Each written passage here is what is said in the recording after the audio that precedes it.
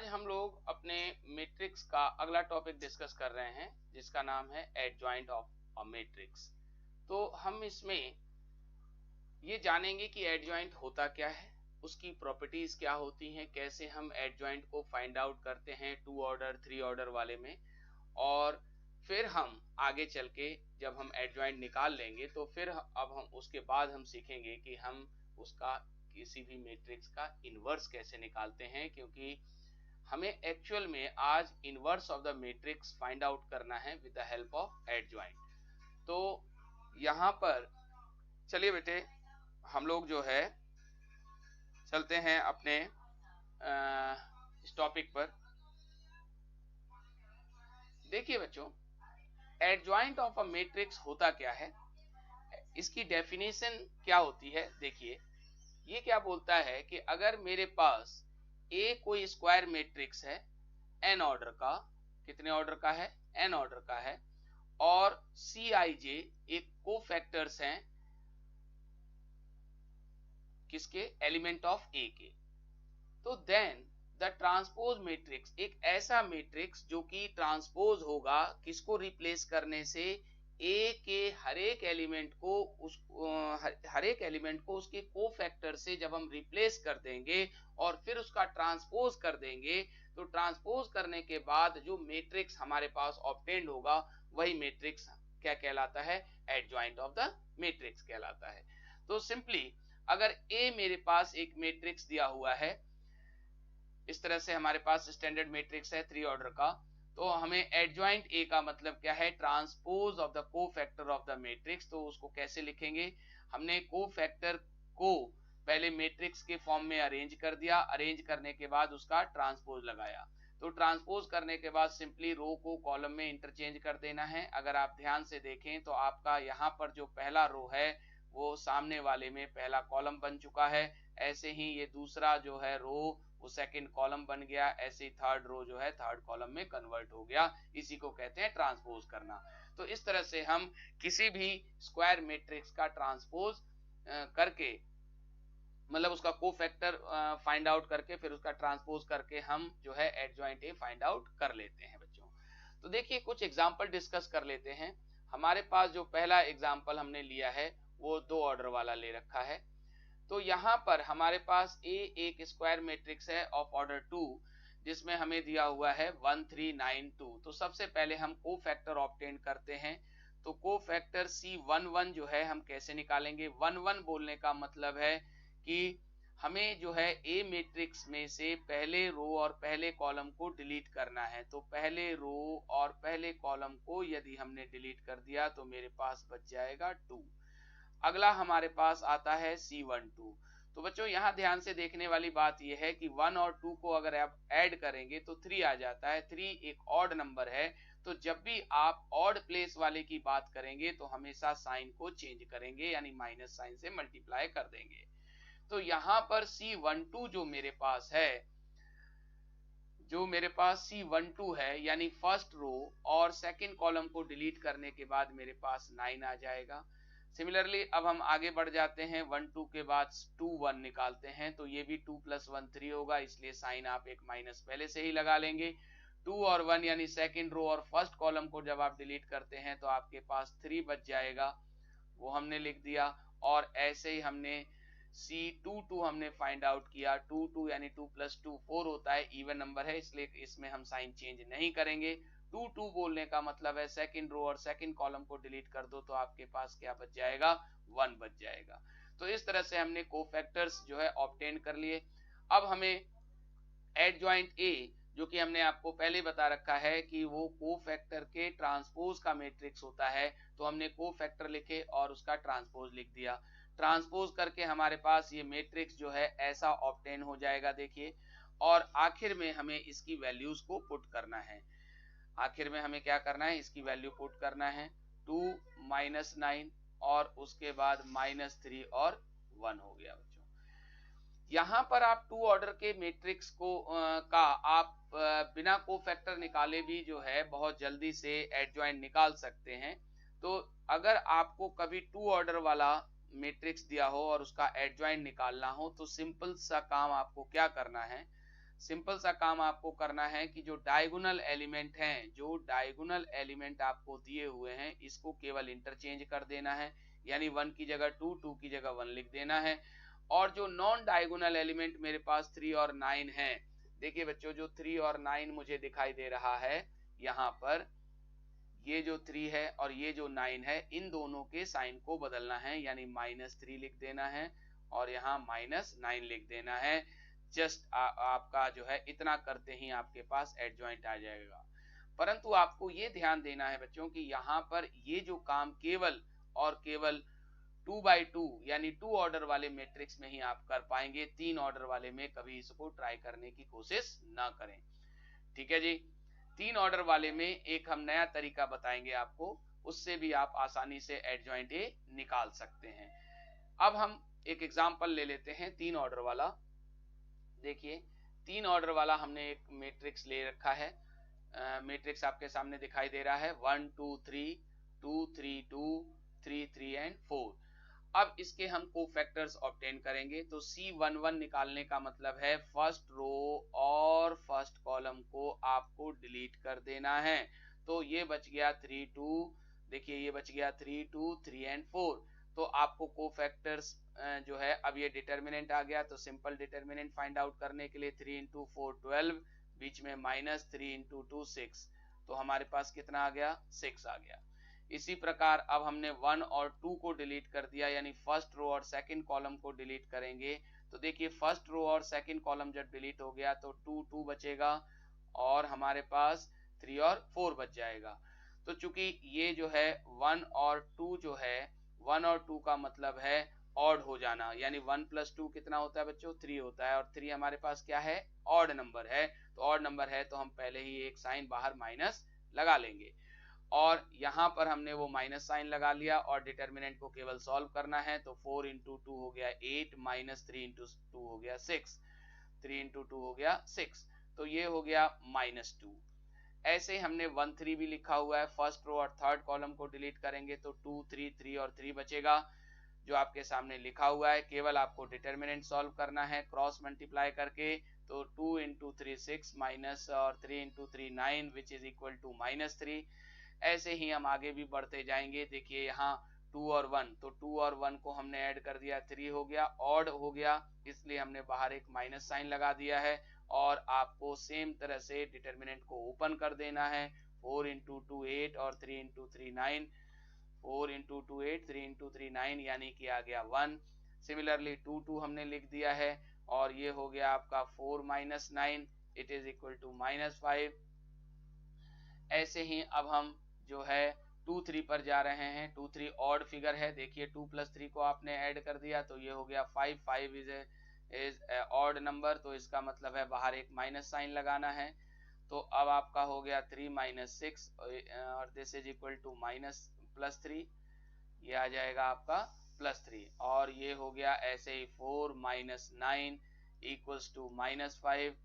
Similarly यहाँ minus, और ये हो गया 2 - 6 इक्वल्स टू आपका 4 आ गया, और यहाँ 3 - 4 इक्वल्स टू -1 आ गया। अब आपको केवल एडजॉइंट ए में पुट करना है बच्चों। एडजॉइंट ए हमने लिखा हुआ है जो है कोफैक्टर के ट्रांसपोज का मैट्रिक्स होता है। तो कोफैक्टर के ट्रांसपोज में केवल वैल्यू डालना है और यहाँ पर आप वैल्यू डाल करके उसका ट्रांसपोज कर दीजिए। तो हमारे पास हो गया 6 - 2 और 3 माइनस का, इसके बाद 1 -5 एंड 3, अगला हो गया -5 4 और -1। ये हमने वैल्यूज पुट कर दिया। अब इसका ट्रांसपोज कर देंगे, तो ट्रांसपोज करते ही हमारे पास एडजॉइंट आ जाएगा 6 - 2 और 3, और ये हो गया आपका 1 -5 एंड 3, अगला हो गया -5 और ये 4 एंड -1। इस तरह से हमने 3 ऑर्डर वाले जो है मैट्रिक्स का एडजॉइंट निकाल चुके हैं बच्चों। तो अब हमें आगे डिस्कस करना है प्रॉपर्टीज को। तो प्रॉपर्टीज क्या होती है बच्चों, अभी हम लोग डिस्कस कर लेते हैं। तो देखिए बच्चों, प्रॉपर्टीज हमारे पास, प्रॉपर्टीज ऑफ द डिटर्मिनेंट क्या बोलता है। प्रॉपर्टीज जो है एडजॉइंट की properties of the adjoint of a matrix, तो सबसे पहली प्रॉपर्टी हमारे पास क्या है कि अगर ए मेरे पास कोई स्क्वायर मैट्रिक्स है ऑर्डर एन का, तो हमेशा याद रखें ए इंटू एडजॉइंट ए या एडजॉइंट ए इंटू ए हमेशा डिटर्मिनेंट ऑफ ए इंटू क्या होता है, आइडेंटिटी मैट्रिक्स के प्रोडक्ट के बराबर होता है। यानी हम इसको ऐसे भी लिख सकते हैं, यानी आई आपको पता है 100010001 होता है, और इसको आपने डिटर्मिनेंट ए से मल्टीप्लाई करके ऐसा भी लिख सकते हैं। दूसरी प्रॉपर्टी हमें क्या बोलती है कि एडजॉइंट ए जो है वो equal to determinant A raise to the power n minus 1, यानी कि अगर मुझे कभी भी एडजॉइंट ए का डिटर्मिनेंट वैल्यू निकालना होगा तो सिंपल सा हम काम करेंगे कि ए जो मैट्रिक्स है उसका हम डिटर्मिनेंट वैल्यू निकाल करके पावर n माइनस 1 कर देंगे। यहाँ आपको ध्यान रखना है कि जो n है वो उसका जो है ए मैट्रिक्स के ऑर्डर को डिनोट कर रहा है। थर्ड प्रॉपर्टी में हमसे बोलता है कि ए एंड बी अगर दो स्क्वायर मैट्रिक्स है ऑफ द सेम ऑर्डर का, तो देन हमेशा जो है प्रोडक्ट का जो एडजॉइंट होगा, यानी ए बी के प्रोडक्ट का adjoint is always equal to the product of adjoint B into adjoint A, reverse हो जाता है बेटे। चौथी प्रॉपर्टी हमसे क्या बोलती है, चौथी प्रॉपर्टी बोलती है कि अगर हमें एडजॉइंट ऑफ एडजॉइंट ए का डिटर्मिनेंट वैल्यू फाइंड आउट करना है तो वो डिटर्मिनेंट ए की पावर n माइनस 1 का स्क्वायर होगा। यहाँ n order of the matrix को जो है ऑर्डर ऑफ द मैट्रिक्स को रिप्रेजेंट कर रहा है। अब हम बात करेंगे एडजॉइंट ऑफ एडजॉइंट ए की। एडजॉइंट ऑफ एडजॉइंट ए होता है डिटर्मिनेंट ए की power n minus 2 into the matrix A, जिसका आपने एडजॉइंट निकाला है। यहाँ n आपका वही ऑर्डर ऑफ द मैट्रिक्स है।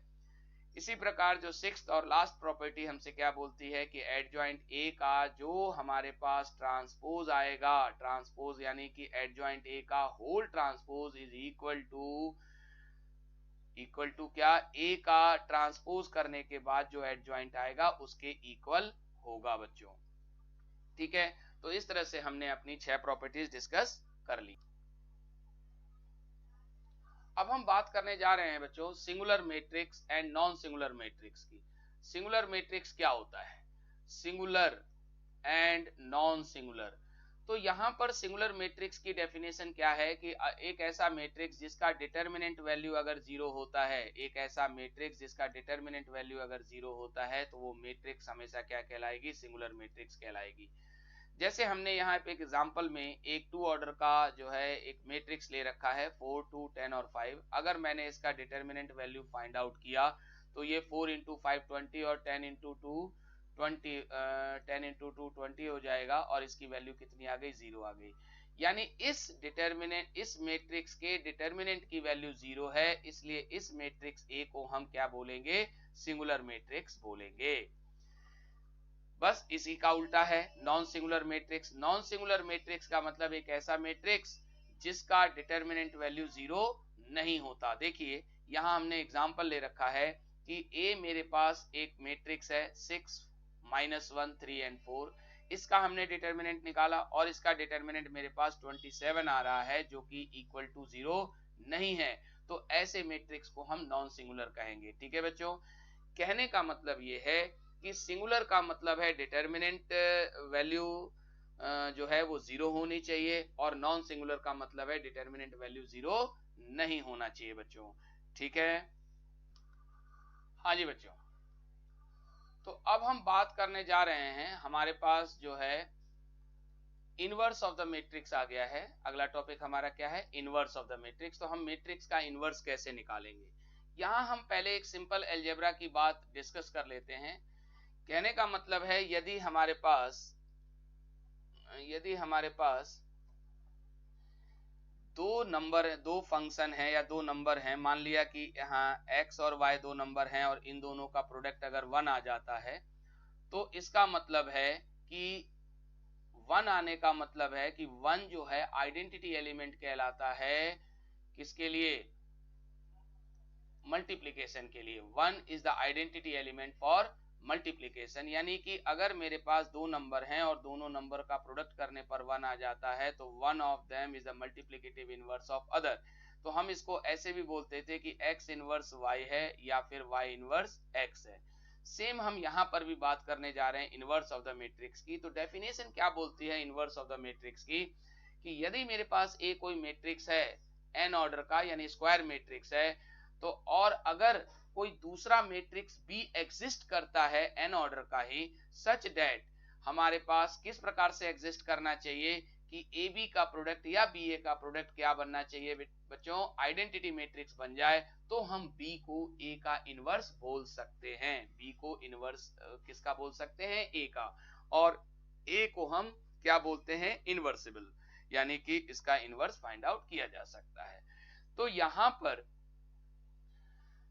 पर जो है हम जो है ए इनवर्स को एडजॉइंट की मदद से जो निकालते हैं, ए इनवर्स यानी 1 upon determinant of A adjoint of A करके हम फाइंड आउट कर लेते हैं। इस तरीके से हम इनवर्स फाइंड आउट करेंगे।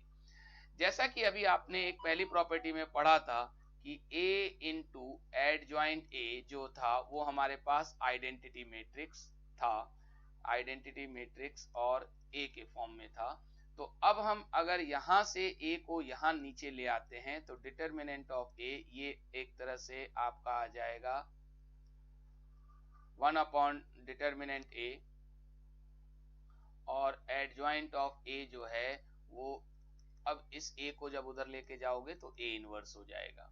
तो यहां पर ए इंटू एडजॉइंट ए हमारे पास डिटर्मिनेंट ए इंटू आइडेंटिटी मैट्रिक्स जो था, डिटर्मिनेंट ए इंटू आइडेंटिटी मैट्रिक्स जो हमारे पास था, तो यहां पर हमने क्या किया, इस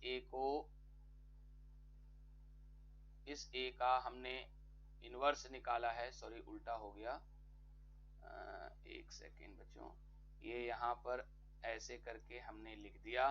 तो अब ये डिटर्मिनेंट ए नीचे आ गया, ऐसे हमने लिख दिया है determinant A into adjoint A, और ये ए जो है उस साइड जाकर के इनवर्स हो गया। तो यहाँ हम आपको इनवर्स निकालना बताने जा रहे हैं एक एग्जांपल की मदद से। उसके पहले हम आपसे एक छोटी सी प्रॉपर्टी डिस्कस करेंगे, बड़ी इंपॉर्टेंट प्रॉपर्टी है वो, कि किसी भी मैट्रिक्स का आपको डिटर्मिनेंट वैल्यू निकालना हो तो आप इस प्रॉपर्टी का इस्तेमाल कर सकते हैं और उससे आसानी से आप डिटर्मिनेंट वैल्यू फाइंड आउट कर सकते हैं। देखिए ये प्रॉपर्टी क्या बोलती है कि अगर हम सेम रो को किसी मैट्रिक्स के सेम रो के एलिमेंट, यानी हमने जैसे फर्स्ट रो के एलिमेंट लिखे हैं 1 1 A12 A13, और उसी से रिलेटेड उसके कोफैक्टर का हमने उसमें मल्टीप्लाई किया है, देखिए C11 C12 C13, और इनके प्रोडक्ट को अगर हम जोड़ दें, क्या कर दें, ऐड कर दें, तो हमारे पास क्या आ जाएगा, डिटर्मिनेंट वैल्यू। ये किसी एक ही रो के लिए लागू नहीं होता, आप सेकेंड रो में भी ये काम कर सकते हैं कि अगर मैंने सेकेंड रो के एलिमेंट A21 A22 A23 लिया और उसी के कॉरस्पॉन्डिंग हमने क्या ले रखे हैं, कोफैक्टर, देखिए C21 C22 C23, तो इनके प्रोडक्ट का सम भी हमारे पास डिटर्मिनेंट वैल्यू आ जाएगी, और सेम काम हम थर्ड रो के लिए भी कर सकते हैं। तो यहाँ हमने एक एग्जांपल लिया है ए, जो कि हमने पहले भी जो अभी जहां पर हमने एडजॉइंट निकाला था 3 ऑर्डर वाला, तो वही मैट्रिक्स हमने यहाँ पर ले रखा है, और उसका एडजॉइंट ए हमने पहले ही बता दिया है आपको, तो हमने वहां से केवल कॉपी कर लिया है। तो अब इसका हम जो है डिटर्मिनेंट इनवर्स फाइंड आउट करने जा रहे हैं। तो सबसे पहले हम यहीं पर इसका डिटर्मिनेंट ए निकाल लेते हैं फर्स्ट वाले रो की मदद से। तो पहला एलिमेंट हमें लेना है यहाँ से 1, और इसका कोफैक्टर है हमारा 6, हमने लिख दिया 6। अगला हमने एलिमेंट लिया 2, यहाँ हमने लिख दिया +2, और इसका जो है कोफैक्टर है -2, ये लिख देंगे -2। अगला एलिमेंट हमने लिया 3, तो ये हमने लिया 3, और उसके साथ का कोफैक्टर है -3। तो अब हम इसे सॉल्व करेंगे, तो ये हो गया 6 -4 -9, तो ये टोटल वैल्यू आ गई -7। तो यानी कि -7 नॉट इक्वल टू 0 है, यानी कि ये एक सिंगुलर मैट्रिक्स नहीं है, कहने का मतलब नॉन सिंगुलर मैट्रिक्स है। तो हमेशा बात याद रखें कि इनवर्स हमेशा नॉन सिंगुलर मैट्रिक्स का ही निकलता है, सिंगुलर मैट्रिक्स का डिटर्मिनेंट वैल्यू फाइंड आउट नहीं होता है, और यानी कि सॉरी 0 होता है, तो इसलिए उसका इनवर्स हम फाइंड आउट नहीं कर सकते हैं। तो हमेशा नॉन सिंगुलर मैट्रिक्स का ही हम क्या निकाल सकते हैं, इनवर्स निकाल सकते हैं। तो अब हम केवल अपने इस फॉर्मूले में वैल्यू रख रहे हैं A inverse is equal to 1 upon determinant A adjoint of A. तो डिटर्मिनेंट ए मेरे पास -7 है और एडजॉइंट ए हमने ये आपको पहले ही लिख रखा है, केवल कॉपी कर दिया है। तो इस तरह से आप इनवर्स इसका आसानी से फाइंड आउट कर सकते हैं। अभी थोड़ी देर पहले मैंने आपको बताया था कि अगर हम किसी दो नंबर का प्रोडक्ट करें तो और अगर वो आइडेंटिटी आ जाता है तो one of them is the inverse of other. तो इसका मतलब है कि अगर मैं इसको इस वाले को ए का इनवर्स बोल रहा हूं तो कहने का मतलब है इन दोनों का प्रोडक्ट भी आइडेंटिटी आना चाहिए। तो देखते हैं क्या इसका प्रोडक्ट भी आइडेंटिटी आएगा या नहीं आएगा। देखिए बच्चों, मैंने ए और ए इनवर्स का प्रोडक्ट आइडेंटिटी प्रूव करने के लिए यहाँ पर ए और ए इनवर्स दोनों लिखे हुए हैं। बस अब आपको सिंपल सा प्रोडक्ट करना है। देखिए, मैंने इस -1/7 को एज इट इज लिख लिया। अब आपको मल्टीप्लीकेशन तो बहुत अच्छी तरह से पता है, केवल रो का कॉलम से मल्टीप्लाई करना है। देखिए 1 इंटू 6 ये लिख दिया हमने 6, 2 इंटू -2 यह हो गया हमारे पास -4 और 3 इंटू -3 हो गया -9। ऐसे ही हमने सेकंड रो से भी कर दिया है, थर्ड रो से भी कर दिया है और फिर सेकंड रो का फर्स्ट सेकंड और थर्ड कॉलम से और थर्ड रो का फर्स्ट सेकंड और थर्ड कॉलम से मल्टीप्लाई करने के बाद देखिए मेरे पास आइडेंटिटी बन चुकी है। तो इस तरह से हमने ये भी प्रूव कर लिया कि A इंटू ए इनवर्स हमेशा क्या होता है, आइडेंटिटी मैट्रिक्स होता है बच्चों।